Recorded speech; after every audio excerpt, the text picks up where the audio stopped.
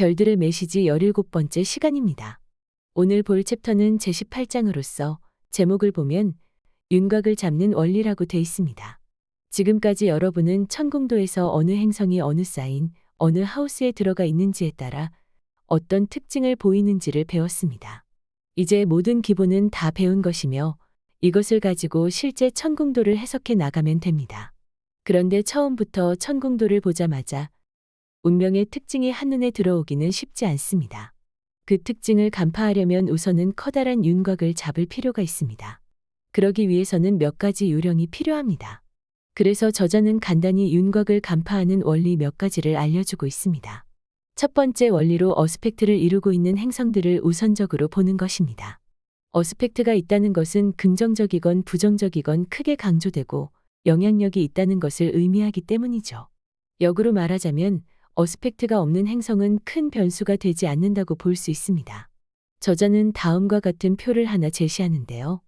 행성별로 좋은 어스펙트일 때와 나쁜 어스펙트일 때를 키워드로 정리한 것입니다. 가령 태양이 다른 행성과 삼각이나 육각과 같이 좋은 어스펙트를 이루면 생기 넘치고 대담하고 위험 있고 권위 있다는 키워드가 제시됩니다. 반면 태양이 다른 행성들과 나쁜 어스펙트, 즉 충이나 사각을 이루면 게으르고 야망 없고 독재적이고 비겁하다는 키워드가 제시되지요.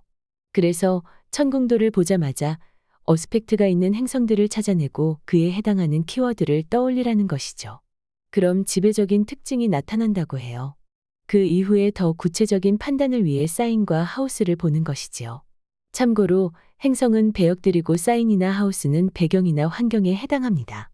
그럼 운명의 윤곽을 그려주는 키워드표를 한번 살펴보겠습니다. 삼각이나 육각이면 생기 넘치고 대담하고 위험 있고 권위 있다. 태양이 충이나 사각이면 게으르고 야망 없고 독재적이고 비겁하다. 금성이 삼각이나 육각이면 조화롭고 예술적이며 아름답고 사랑스럽고 쾌활하고 정숙하다. 금성이 충이나 사각이면 방탕하고 관능적이며 저속하고 게으르고 시끄럽다. 수성이 삼각이나 육각이면 영리하고 지혜롭고 다재다능하며 문학적이고 노련하고 솜씨가 좋다.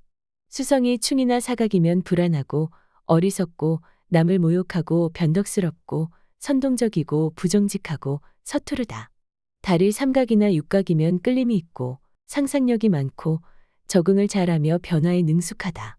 달이 충이나 사각이면 부정적이고 몽상적이고 우유부단하고 환영을 보고 경솔하며 유치하고 걱정이 많다.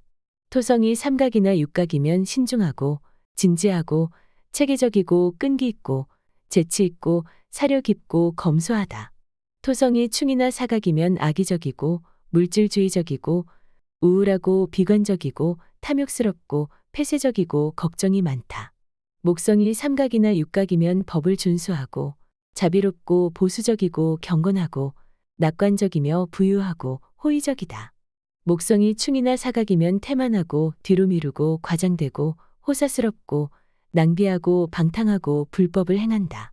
화성이 삼각이나 육각이면 용감하고 진취적이며 활기차고 열정적이고 건설적이다.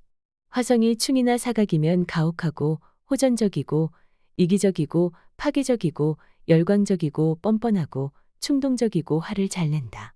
천왕성이 삼각이나 육각이면 진보적이고 낭만적이며 독창적이고 독립적이며 자유를 사랑하고 창의적이다.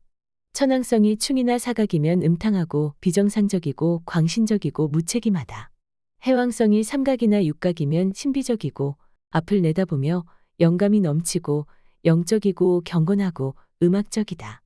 해왕성이 충이나 사각이면 사기성이 있고 모호하고 부정직하고 신기가 있다. 이와 같이 간단한 키워드를 기억하면 가장 큰 윤곽을 그릴 수가 있는 것입니다. 윤곽을 그려봤다면 두 번째 단계로 행성의 강약을 봅니다. 행성의 강약을 보는 법은 에센셜 디그니티, 엘리베이션 그리고 치명적 도수 등을 보는 것을 말합니다. 행성의 힘을 보여주는 에센셜 디그니티는 이미 점성학 프로 강의에서 다루었듯이 행성이 어느 사인에 있는지를 보고 품위 획득, 품위 손상, 기능 항진, 기능 저하 등의 상태를 판단하는 것입니다. 여기서 품위 획득은 룰러십, 품위 손상은 폴 기능항진은 이그절테이션, 기능 저하는 디트리먼트를 알기 쉽게 번역한 말입니다. 에센셜 디그니티는 이렇게 표 하나로 요약됩니다. 가령 태양은 사자자리에서 품위 획득이고 양자리에서 기능항진이죠. 이 두 사인에서 가장 강합니다. 그리고 그 반대편 사인인 물병자리와 천칭자리는 품위 손상, 기능 저하가 되므로 가장 약해집니다. 에센셜 디그니티를 머릿속에 넣는 것은 쉽지 않은데요. 가급적 간단하게 이해하는 방법은 행성별로 품위 획득 사인과 기능항진 사인만 잘 익힌 후 그 반대편 사인은 무조건 약하다고 생각하면 쉬워집니다. 행성의 힘을 보는 방법 두 번째로 엘리베이션은 컬미네이션이라고도 하고 격상이라고 번역되기도 하는데요. 행성이 중천점에 가깝거나 10번째 하우스에 있어 힘이 강해지는 것을 의미합니다. 엘리베이션은 디그니티의 힘을 더 실어주는 역할을 합니다. 행성의 강약을 보는 방법 세 번째로 치명적 각도를 보는 것인데요. 이것은 달이 하루 동안 이동하는 각도인 13도의 배수들입니다.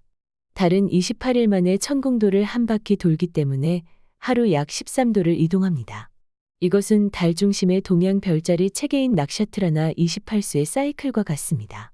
인도 점성학을 보면 각각의 별자리가 시작하는 지점이 가장 영향력이 강하다고 해요.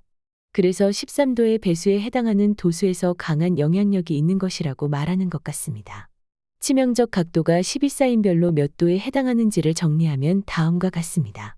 카디널 사인인 양자리, 개자리, 천칭자리, 염소자리에서는 1도, 13도, 26도가 치명적 각도가 되고 픽스드 사인인 황소자리, 사자자리, 전갈자리, 물병자리에서는 9도, 21도가 치명적 각도가 되며 뮤터블 사인인 쌍둥이 자리, 처녀자리, 궁수자리, 물고기 자리에서는 4도, 17도가 치명적 각도가 됩니다. 행성들이 이들 사인에서 치명적 각도와 합을 이룰 경우 다른 경우보다 더 강력한 영향을 끼치는 것으로 판단합니다. 그러므로 행성이 기능 저하나 품위 손상 같이 약한 위치에 있더라도 치명적 각도에 있다면 영향력이 강해집니다. 그리고 기능항진 사인이나 엘리베이션 위치에 있으면서 치명적 각도에 있다면 지나치게 강력하여 다른 경우보다 더 강하게 체감하게 된다고 해요. 이렇게 행성의 강약을 보고 났다면 그 다음은 수성이 태양보다 앞서 있는지 여부를 보는 것인데요. 앞선다는 말은 천공도 상에서 시계 방향으로 앞에 있다는 의미이죠. 시계 방향은 태양이 움직이는 방향이므로 이렇게 되면 수성이 태양보다 먼저 뜹니다. 그럼 수성은 어두운 하늘에 자신의 빛을 발합니다. 그러나 수성이 태양보다 나중에 뜨면 태양 빛에 가려지기 때문에 전혀 보이지 않죠. 그러므로 이성, 논리, 추리의 행성이 태양보다 일찍 떠야 영리하고 머리가 좋다고 해요. 마지막으로 저자는 점성학을 잘 활용하는 방법에 대해 이야기하면서 나는 스스로 별을 돕는가라고 하는 화두를 던집니다. 사람들은 행운만 기대하고 불운은 안 오기를 바라지만 세상에는 공짜가 없다고 해요. 아무 대가 없이 뭔가를 얻으면 나중에 대가를 치르게 되고 이자까지 붙게 되지요. 그래서 하늘은 스스로 돕는 자를 돕는다고 하는 것입니다.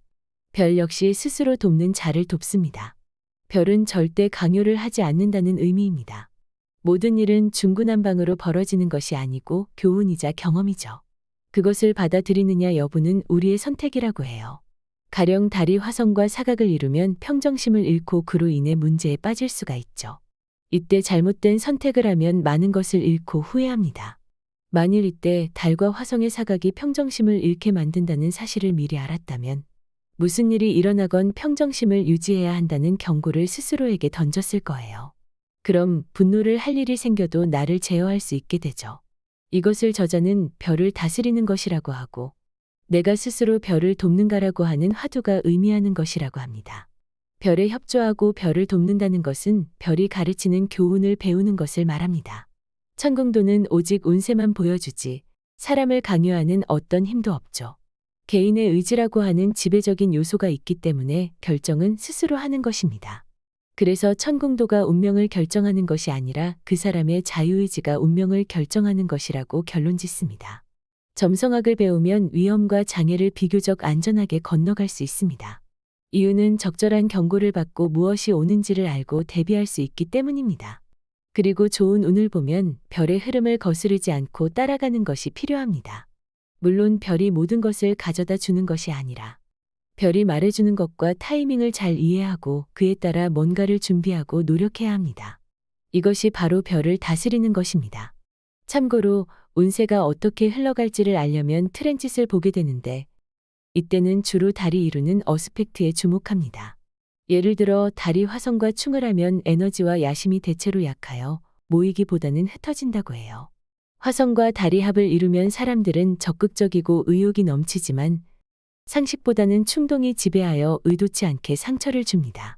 그러나 달과 화성이 삼각이면 사람들의 마음이 하나가 되어 뭔가 건설적인 상태가 되고 하는 일마다 좋은 결과를 맺습니다. 그리고 달이 화성과 사각을 이루면 사람들은 짜증을 내고 문제를 일으키며 비이성적이 되어 관리가 불가능해집니다. 트랜짓을 보는 기법은 다음에 자세히 다루도록 하겠습니다. 이상 아주 간단하면서도 쉽게 천궁도를 간파하는 방법을 소개했는데요. 이 방법은 고대로부터 내려오는 매우 오랜 전통을 가지고 있습니다. 그러므로 이것은 점성학의 기본 중의 기본이라고 할 수 있을 것입니다. 오늘은 여기까지 하고 다음 시간에 뵙겠습니다. 감사합니다.